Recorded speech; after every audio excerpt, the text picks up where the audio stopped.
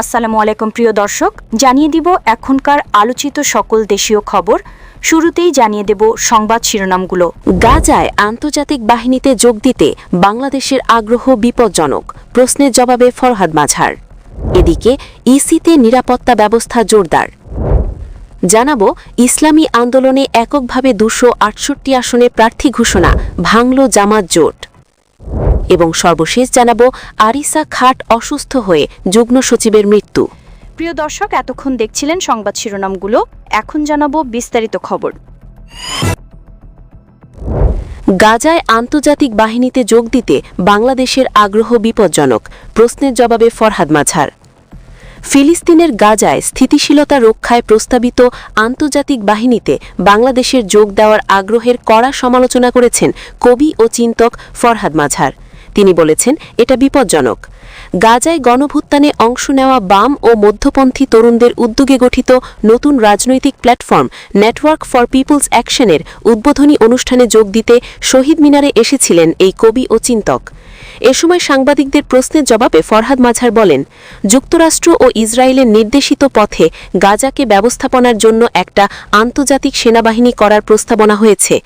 সেটা খলিলুর রহমান সাহেব ইতোমধ্যে যুক্তরাষ্ট্রে গিয়ে কথা দিয়ে এসেছেন এবং আগ্রহ প্রকাশ করে এসেছেন। এটা বিপজ্জনক।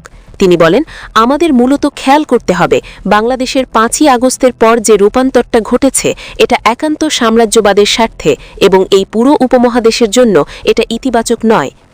এনএপি এর গঠনকারী তরুণদের উদ্দেশ্যে ফরহাদ মাঝার বলেন, আমি এটা একটা কথা বলবো, বিনয়ের সঙ্গে বলবো যে আপনারা পুরা রাজনৈতিক বাস্তবতা এবং আঞ্চলিক বাস্তবতাটা মনে রাখবেন। লড়াইটা আন্তর্জাতিক, লড়াইটা শুধু আমাদের দেশের অভ্যন্তরে নয়। যদি আমরা আন্তর্জাতিক লড়াইয়ে জিততে চাই তাহলে আমাদের একটা কথাই পরিষ্কার করে বলতে হবে, বাংলাদেশ আমরা গঠন করতে পারিনি। ইসিতে নিরাপত্তা ব্যবস্থা জোরদার। গতকাল বিকেলে নির্বাচন কমিশনারের সামনে অস্থিতিশীল ঘটনার পর কঠোর নিরাপত্তা ব্যবস্থা জোরদার করা হয়েছে। আজ নির্বাচন কমিশন ভবনের চারপাশে একাধিক স্তরে নিরাপত্তা বলয় গড়ে তোলা হয়েছে। মোতায়েন করা হয়েছে অতিরিক্ত পুলিশ সদস্য। সরজমিনে দেখা যায় ইসিতে প্রবেশের আগে কয়েক ধাপে নিরাপত্তা বলয় তৈরি করা হয়েছে। পিকেএসএফ এর দিকে সড়ক সহ আশপাশের সব রাস্তা বন্ধ করে দেওয়া হয়েছে। মূল গেটে 3 স্তরে নিরাপত্তা বলয় স্থাপন করা হয়েছে। এছাড়া মূল ভবনের সামনেই ব্যারিকেড দিয়ে চলাচল সীমিত করা হয়েছে। সেখানে অতিরিক্ত পুলিশ সদস্য মোতায়েন হয়েছে। যারা ভেতরে প্রবেশ করতে চাইছেন সবার কাছেই প্রবেশের কারণ জানতে চাওয়া হচ্ছে।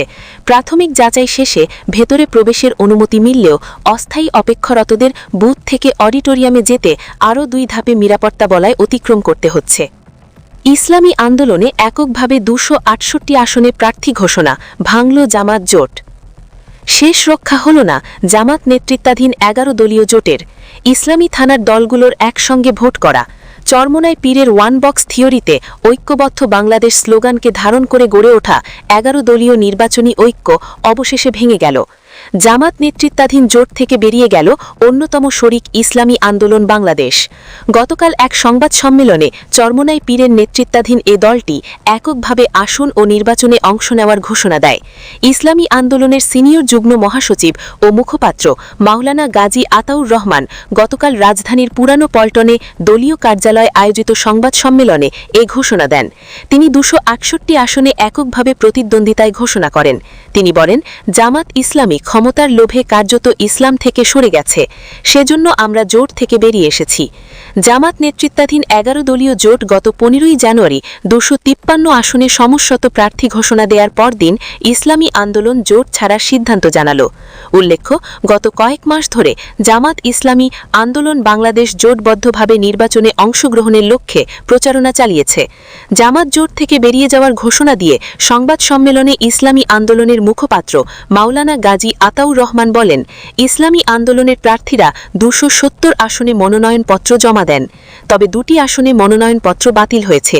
বাকি 268টি আসনে ইসলামী আন্দোলনের প্রার্থীরা নির্বাচনী প্রচারণা চালাচ্ছেন। এসব আসনে দলের প্রার্থীরা হাত পা প্রতীক নিয়ে আলাদাভাবে নির্বাচন করবেন। একজনও মনোনয়নপত্র প্রত্যাহার করবেন না। 300 আসনের মধ্যে বাকি 32টা আসনে ইসলামী আন্দোলন বাংলাদেশের নীতি আদর্শের সঙ্গে মিল রয়েছে এমন প্রার্থীদের সমর্থন দেয়া হবে। জামাতের নেতৃত্বাধীন ১১ দলেই ইসলামী আন্দোলন শুরু থেকে ছিল, তবে আসন সমঝোতা নিয়ে তাদের সঙ্গে জামাতের টানাপড়ন গত সপ্তাহ জুড়ে ছিল আলোচনায়। টানাপড়ন, দেন দরবার ও শেষ মুহূর্তে টানা বৈঠকের পর জামাত ইসলামীর নেতৃত্বে 10টি দল আসন সমঝোতায় পৌঁছায়। এরপর গত 15ই জানুয়ারি রাতে রাজধানীর ডিপ্লোমা ইঞ্জিনিয়ার্স ইনস্টিটিউশন মিলনায়তনে সংবাদ সম্মেলন করে এই নির্বাচনী মোর্চার প্রার্থীদের নাম ঘোষণা করা হয়। সেখানে ইসলামী আন্দোলন ও জাতীয় গণতান্ত্রিক পার্টির জন্য 47টি আসন ফাঁকা রেখে বাকি 253 আসনে প্রার্থীর নাম ঘোষণা করা হয়েছিল। সেই আসন সমঝোতা অনুযায়ী বাংলাদেশ জামাত ইসলামী 179 আসন, জাতীয় গণতান্ত্রিক পার্টি 30 আসন, বাংলাদেশ খেলাফত মজলিস 20 আসন, খেলাফত মজলিস 10 আসন, কর্নেল অলি আহমেদ এলডিপি 7 আসন, আমার বাংলাদেশ পার্টি 3 আসন, নিজাম ইসলামী 2 আসন এবং বাংলাদেশ ডেভেলপমেন্ট পার্টি 2 আসনে নির্বাচন করার ঘোষণা দেওয়া হয়। ত্রয়োদশ সংসদ নির্বাচনে অংশ নিতে জামাত নেতৃত্বাধীন 8 দলীয় জোট আসন সমঝোতা চূড়ান্ত করতে গত কয়েক মাসে দফায় দফায় আনুষ্ঠানিক ও অনানুষ্ঠানিক বৈঠক করে দলগুলো হল বাংলাদেশ জামাত ইসলামী, ইসলামী আন্দোলন বাংলাদেশ, বাংলাদেশ খেলাফত মজলিস, বাংলাদেশ খেলাফত আন্দোলন বাংলাদেশ, নিজাম ইসলাম পার্টি, জাতীয় গণতান্ত্রিক পার্টি এবং বাংলাদেশ ডেভেলপমেন্ট পার্টি। এর মধ্যে সেই সমঝোতায় যুক্ত হয় জাতীয় নাগরিক পার্টি, লিবারেল ডেমোক্রেটিক পার্টি এবং আমার বাংলাদেশ পার্টি।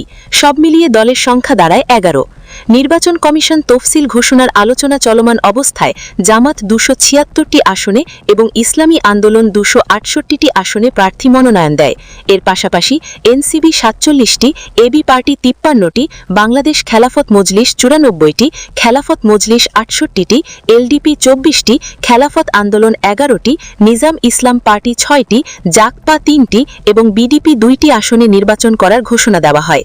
সর্বশেষ আসন বন্টন বা সমঝোতা চূড়ান্ত পর্যায়ে আসার আগে ইসলামী আন্দোলনের সাথে যে টানাপড়ন চলছিল তা নিরসনে খেলাফত মজলিসের আমির মাওলানা মামুনুল হককে জোটের পক্ষ থেকে দায়িত্ব দেওয়া হয়। তিনি 15ই জানুয়ারি ইসলামী আন্দোলনের শীর্ষ নেতাদের সঙ্গে দিনভর রুদ্ধদ্বার বৈঠক করেন, কিন্তু তাতেও শেষ রক্ষা হয়নি। এরপর গতকালও খেলাফত মজলিসের আমির এবং এনসিবির আহ্বায়ক ইসলামী আন্দোলনকে জোটে রাখার শেষ চেষ্টা করেছেন, তবে তাতে কোনো কাজ হয়নি। ইসলামী আন্দোলন জোট ছেড়ে এককভাবে নির্বাচনের ঘোষণা দিয়েছেন। সংবাদ সম্মেলনে দলের সিনিয়র যুগ্ম মহাসচিব ও মুখপাত্র মাওলানা গাজী আতাউর রহমান জোট ছাড়ার বিষয়ে বলেন, জামাত ইসলামীর আমির এনজিও ও টাকার বিনিময়ে কথিত জরিপের উদ্ধৃতি দিয়ে ইসলামী আন্দোলনের আমিরকে ইনসাল্ট করায় জামাত ইসলামী শরীয় আইন থেকে পিছু হাঁটা এবং ক্ষমতায় গেলে প্রচলিত আইনের আলোকে দেশ চালাবে ঘোষণা দিয়ে 11 দলীয় জোটে সম্পৃক্ত না হয়ে ইসলামী আন্দোলন বাংলাদেশ এককভাবে নির্বাচনের লড়াই করার সিদ্ধান্ত দিয়েছে। তিনি বলেন, 5ই আগস্টের পর ইসলামী আদর্শের আলোকে একটি কল্যাণ রাষ্ট্র প্রতিষ্ঠার লক্ষ্যে আমরা ঐক্যবদ্ধভাবে নির্বাচনের উদ্যোগ নিয়েছিলাম, যেখানে শুধু মুসলমানই নয়, জাতি, ধর্ম, বর্ণ সবার অধিকার, বৈষম্যমুক্ত সমাজ, সুবিচার প্রতিষ্ঠিত হবে। পীর সাহেব চরমোনাই ইসলামী দলগুলোর সমন্বয়ে ওয়ান বক্স পলিসি ঘোষণা করেছিলেন, কিন্তু জামাত ক্ষমতায় যাওয়ার নেশায় ওয়ান বক্স পলিসি থেকে সরে প্রতারণা করেছে। ইসলামের মৌলিক নীতির প্রশ্নে জামাত ইসলামের অস্পষ্ট অবস্থান এবং রাজনৈতিক অস্থিতিহীনতার কারণে জামাতের সাথে নির্বাচনী সমঝোতায় থাকছে না ইসলামী আন্দোলন বাংলাদেশ। মুখপাত্র বলেন, ইসলামী আন্দোলনের আমির বিএনপির চেয়ারপারসনের সাথে বৈঠক করে বিএনপির সাথে জাতীয় সরকার গঠন করার কথা বলেছেন। খালেদা জিয়া তৈরি করা ঐক্যের পাটাতনের উপরে কাজ করার কথা বলেছেন। তার এই বক্তব্য আমাদের মধ্যে সংশয় তৈরি করেছে, এতে পাতানো নির্বাচনের আশঙ্কা তৈরি করেছে। এমন বাস্তবতায় ইসলামী আন্দোলন বাংলাদেশ জামাতের সাথে নির্বাচনী সমঝোতায় থাকা সমীচীন মনে করেনি। প্রিয় দর্শক, এই ছিল এখনকার গুরুত্বপূর্ণ নিউজ। আরও গুরুত্বপূর্ণ নিউজ নিয়ে ফিরছি কিছুক্ষণের মধ্যে। নিউজগুলো সবার আগে দেখার জন্য এই চ্যানেলটি সাবস্ক্রাইব করে আমাদের সাথে থাকুন। ধন্যবাদ।